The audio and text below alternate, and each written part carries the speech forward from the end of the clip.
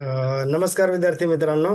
या सेशनमध्ये आपण जे 14 जून रोजी 14 जून 2026 ला जी काही गट ब ची परीक्षा होणार आहे तर त्या दृष्टिकोनातून आता आपल्याजवळ एक आठवडा राहिलेला आहे. आणि त्या दृष्टिकोनातून आपण म्हणजे काय स्ट्रॅटेजी केली पाहिजे किंवा त्या एका आठवड्यात आपण काय करायला पाहिजे किंवा काय न करायला पाहिजे या दृष्टीने आपण चर्चा करणार आहोत.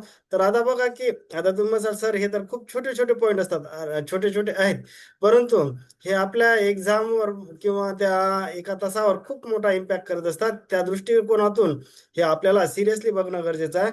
तर आपण बघू पहिले की शेवटच्या निर्णायक एका आठवड्यात काय करावे आणि काय करू नये. म्हणजे बाबा एक आता जवळ आपल्याजवळ गट ब साठी 14 जून रोजी जे काही होणार आहे तर त्याच्यासाठी फक्त एकच आठवडा राहिला. म्हणजे त्याच्यामध्ये आपण काय करायला पाहिजे किंवा काय गोष्टी टाळल्या पाहिजे या दृष्टीने आपण चर्चा करणार आहोत. आता पहिला आहे की काय करू नये, म्हणजे काय करायला नाही पाहिजे, आपण सध्या एका आठवड्यात काय करायचं नाही. आता बघा पहिलाच पॉईंट मी लिहिला की नवीन काही वाचू नये. आता बऱ्याच विद्यार्थ्यांना अशी सवय असते की कोण काही दिलं नोट्स नवीन मटेरियल की लगेच त्याला वाटतं परीक्षा देईल काहीतरी, पण तसं करू नका विद्यार्थी मित्रांनो. नवीन काही वाचायचं नाही, कारण की नवीन वाचलं तर सध्या काही लक्षात राहत नाही आणि कन्फ्युजन जास्त वाढायचे चान्सेस असतात. त्याच्यामुळे या शेवटच्या आठवड्यात असं नवीन काही वाचायचं नाही. नंतर दुसरा पॉईंट आहे की निगेटिव्ह मित्रासोबत या काळात वेळ घालू नये किंवा त्यांना फोन करू नये. काही काही असते ना, बरेच विद्यार्थी असतात म्हणजे दुसऱ्याचा कॉन्फिडन्स खचवतात, काहीतरी निगेटिव्ह त्याला त्याचा माइंड सेट करण्याचा प्रयत्न करतात किंवा अरे काही नसते रे एमपीएससी वगैरे असं काहीतरी निगेटिव्ह बोलत असतात, कट ऑफ जास्त लागतो असं तसं किंवा त्याच्यामुळे तशा विद्यार्थ्यांच्या संपर्कात जास्त घालायचं नाही. कारण की उगाच कशाला कोणाच्या जवळ आपण निगेटिव्ह लोकांच्या सानिध्यात गेलं की थोडंसं आपल्यावर डायरेक्टली इनडायरेक्टली म्हणा ना काहीतरी तो इम्पॅक्ट पडत असतो. त्याच्यामुळे त्या निगेटिव्ह मित्रासोबत शक्यतो वेळ घालवायचा नाही. नंतर तिसरा पॉइंट आहे की क्षुल्लक कारणावरून मित्र, रूम पार्टनर, नंतर नातेवाईक, घरचे लोक यांच्याशी वाद घालू नये. म्हणजे काही काही विद्यार्थ्याला अशी सवय असते, काही काही कारण नसते त्या गोष्टीत, उगाच त्याच्यासाठी त्याच्याशी बाचाबाची करणार, काहीतरी दोन चार शब्द बोलणार. अरे काय होते की ते कोणाशी साधा जरी आपला वाद झाला ना आता पूर्ण एक दोन दिवस खराब जातात. त्याच्यामुळे असं करायचं नाही. म्हणजे कोणी जरी आपल्याला थोडंसं बोललं तर बाबा हो तू मोठा असं समजून कोणाशी वाद घालायचा नाही. या काळात कोणाशी जोरात बोलायचं नाही, कोणावर राग धरायचा नाही, कोणाचा द्वेष करायचा नाही. कारण की काय होते तुम्ही जर तसं करणार नाही तर आपल्यालाच त्रास होणार. नंतर रात्री जास्त जागरण करू नये और फॉलो युअर ओन रुटीन. म्हणजे काही काही विद्यार्थ्यांना फार सवय असते रात्री 3 वाजता 4 वाजता झोपायची. तर काय होतं की शक्यतो या आठवड्यात आपल्याला म्हणजे झोप पण व्यवस्थित झाली पाहिजे, 6 ते 7 तास झोप झाली पाहिजे.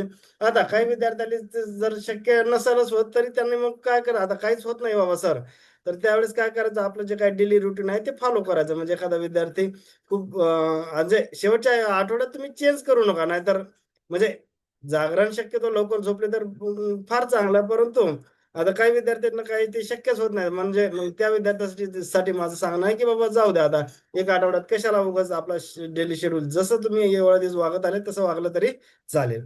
नंतर चहाच्या टपरीवर जास्त टाइमपास करू नये. उगाच ठीक आहे बाबा, 2 तास अभ्यास केल्यानंतर 5-10 मिनिटाचा चहाचा ब्रेक एक गरजेचा आहे, परंतु उगाच जाऊन तिथंच एक एक तास गप्पा छाटणं हे आपल्याला परवडणार नाही. एका शेवटच्या आठवड्यात उगाच म्हणजे तिथं जाऊन अर्धा तास अभ्यास करायचा, 2 तास चहाच्या टपरीवरच घालायचे असं नसायला पाहिजे.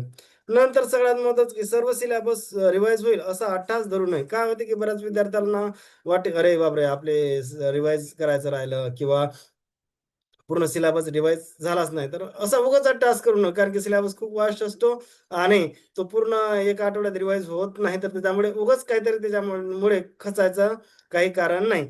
कारण की काय होते की आपण वर्षभर वाचत आलो, आपल्या कुठेतरी बॅकअप माइंडमध्ये तो म्हणजे असते, आपल्याला आठवत असते एक्झाममध्ये आल्यानंतर. त्याच्यामुळे उगाच रिवाईज झाला नाही म्हणून उगाच काहीतरी असा उगाच काहीतरी निगेटिव्ह किंवा कॉन्फिडन्स खचण्याचं काही कारण नाही. नंतर जास्त टेन्शन घेऊ नये, कारण त्याने कन्फ्युजन होते. उगाच जास्त ताणतणाव आला की माणूस गोंधळतो, काहीतरी म्हणजे कॉन्फिडन्स खचल्यासारखं वाटते. त्याच्यामुळे उगाच टेन्शन घेऊ नये. नंतर सर्वच प्रश्न आपल्या नोट्स मधील किंवा स्टडी मटेरियल मधील एक्झाम मध्ये येतील असा पूर्वग्रह धरू नये. कारण 100 पैकी 20 ते 25 अनोळखी असतात. म्हणजे बऱ्याच विद्यार्थ्यांना वाटते ना की आपल्याजवळ जे काही नोट्स आहे, स्टडी मटेरियल आहे, त्याच्यामधलं सगळं येईल, तसं होत नसते. कारण की बरेच प्रश्न हे अनोळखी तुम्हाला दिसतील. त्यामुळे उगाच आपलं काहीतरी बाबा माझ्या मटेरियल मधलं आलं नाही तसं येणार सुद्धा नाही, तर आपल्याला 20 ते 25 प्रश्न म्हणजे अनोळखी दिसण्याचे चान्सेस असतात. सगळंच मटेरियल किंवा सगळेच क्वेश्चन आपल्या नोट्स मधून येत नसतात.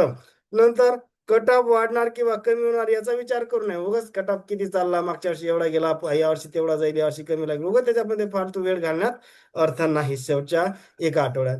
नंतर नातेवाईक किंवा मित्र परिवार याच्याशी फोनवर जास्त बोलू नये. म्हणजे काही काही नातेवाईक सुद्धा असे असतात ना की खचवण्याचा प्रयत्न करतात.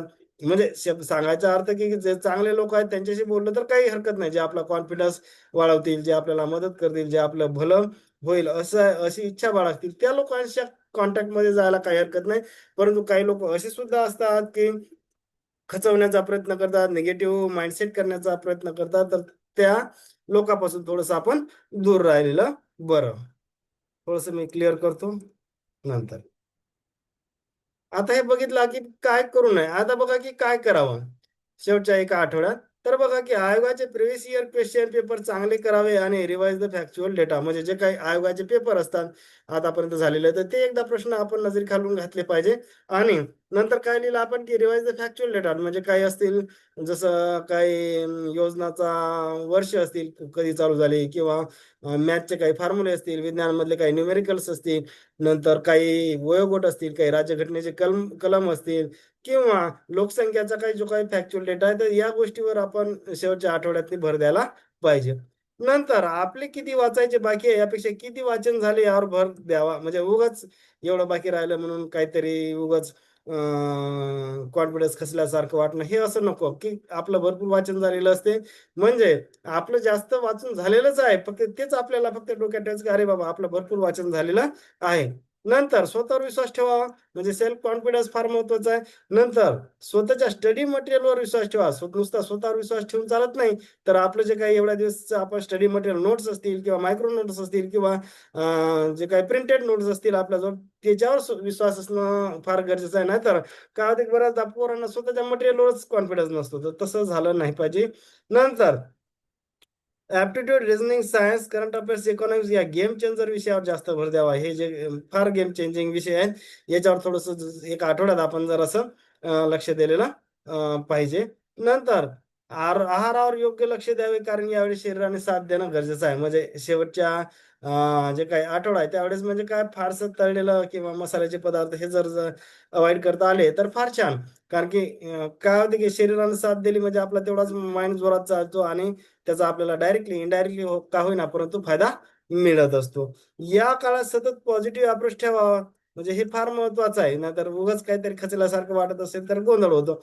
म्हणजे येणाऱ्या परीक्षेत मी चांगली कामगिरी करणारच आहे, हे असं माइंडसेट ठेवणं फार गरजेचं आहे. मग तुमचा एकदाचा अभ्यास कमी जास्त हो का झाला तरी चालेल. कारण काय होतं की पॉझिटिव्ह अप्रोचनं बऱ्याच गोष्टी शक्य होत असतात, तर त्याचा सुद्धा आपल्याला फायदा मिळत असतो. नंतर मन शांत ठेवण्यासाठी हलका व्यायाम, योगासन, प्राणायाम यावर भर द्यावा. म्हणजे थोडस जर अर्धा पाऊण तास आपण जर याच्यासाठी वेळ दिला तर जरा बरं वाटते, किंवा तेवढंच माइंडसेट चांगला होते.